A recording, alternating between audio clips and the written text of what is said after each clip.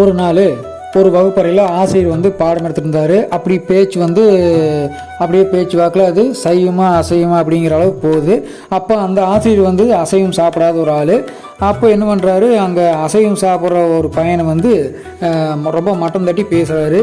அப்படி சாப்பிட்றப்போ சைவ உணவு வந்து ரொம்ப பெருசு அப்படிங்கிற ஆணவம் வந்து அவருக்கு இருக்குது. அவர் என்ன பண்ணுறாருன்னா, ஒரு மாணவனை மட்டம் தட்டி பேசுகிறார். எப்படின்னா, உனக்கு எப்படிடா மூளை வேலை செய்ய, ஆடுதான் உள்ளே போயிருக்குதல்ல அப்படின்னு சொல்கிறாரு. அது மட்டும் இல்லை, அந்த ஆட்டுக்குரிய மந்த புத்தி தாண்டா உங்கள்கிட்ட எல்லாம் வரும் அப்படின்னு சொல்லி சொல்கிறாரு. அதோட அவர் நிறுத்திக்கல.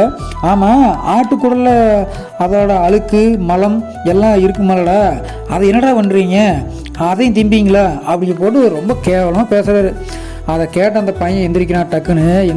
டக்குன்னு சொல்கிறேன், அதெல்லாம் நாங்கள் திங்க மாட்டோம் சார், நீங்கள் திங்கிற கத்திரிக்காய் செடிக்கு போட்டுருவோம் சார் அப்படின்னு சொல்லி பளிச்சுன்னு பதில் சொல்கிறேன். அங்கே இருக்கிற வகுப்பில் இருக்கிற எல்லாரும் கக்கன்னு சிரிச்சிட்டாங்களா. ஆனால் அந்த ஆசிரியர் மூக்கறுபட்டு நின்னாரா.